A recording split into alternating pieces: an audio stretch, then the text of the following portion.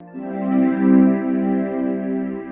brush tool is an incredibly important part of Photoshop, not just because the tool itself is useful, but because a lot of the other tools use a brush style. So learning to understand how all the options work for the brush tool will help you understand a lot of the other tools as well. So I went ahead and selected the brush tool. You can also do this by clicking B. And in the top option panel here, I've got opacity and flow set to 100%.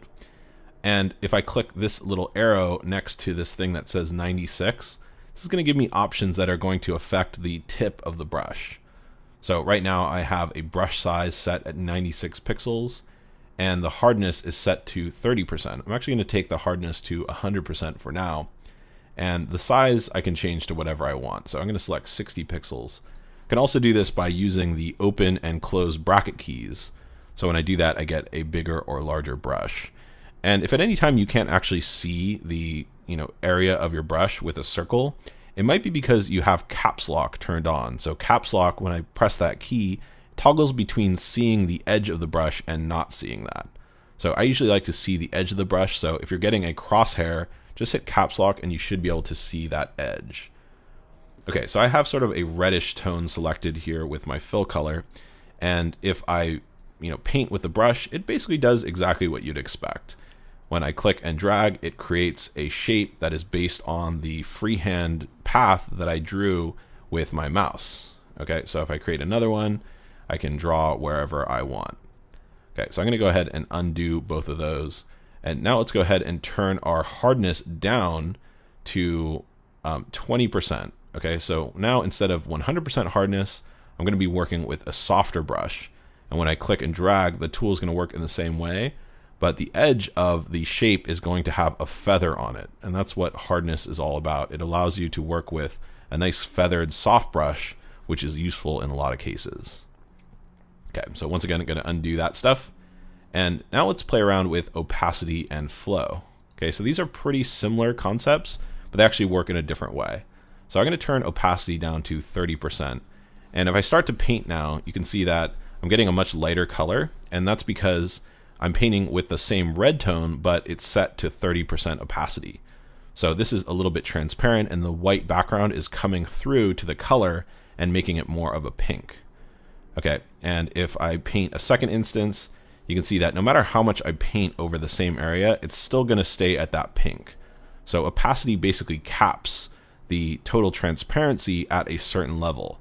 If I go ahead and paint over the original object, you can see now it is darkening that object, and that's because I've created a second instance set at 30%. So in the areas that are the light pink, those are just one 30% instance.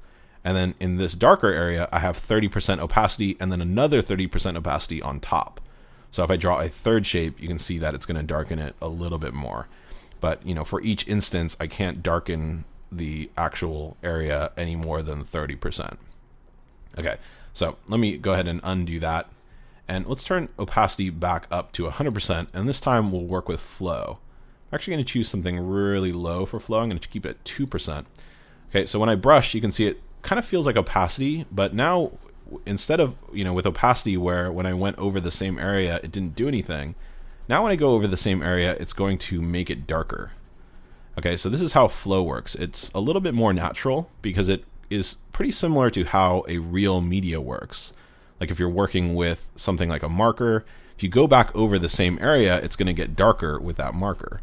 Or same with something like spray paint, right? There's a limit to, the color. Once you get to the max saturation, it's going to just be the color that is the color of the paint. But if I'm going over very lightly, I'm going to make a lighter version of that color, and I can go over the same area again to make it a little bit darker. Okay, so that's how flow works. And it's a great way to work because, again, it represents a very similar way to the way you'd work with a traditional medium. So if you're someone that draws with, paint or markers, flow might feel really natural to you. And another great thing about flow is if you're using something like a tablet that has pen sensitivity, you can tune flow to work with the sensitivity of, the pressure. So the harder you're pressing down with your tablet, the more flow will increase. So that's another way to make it even more natural. You can also work with a combination of opacity and flow. Okay, so if I set opacity down to 40% and flow at 2%, you can see that it's gonna, work kind of like Flow, but instead of capping at the full strength color, it's gonna cap at 40%. So it's almost like when we were working with opacity, but we have to kind of go over the same area to reach that opacity.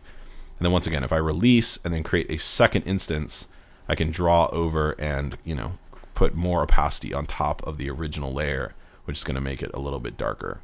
So that is how flow, opacity, and hardness works in Photoshop. A good tool to adjust the tip of your brush in a really quick way is to hold down Control and Option. And then if you just click and move your mouse up and down, you actually change your hardness. So you can see that there's this little tooltip that's up. When I go up, my hardness goes to 0, which is the maximum feather. When I go down, it goes to 100% hardness, which is with no feather. And then if I move my mouse to the left and right, I can increase or decrease the diameter of the brush. So it's a really quick way to work. If I want a bigger brush that is nicely feathered, I can just go up and then over, and then I've got a big brush.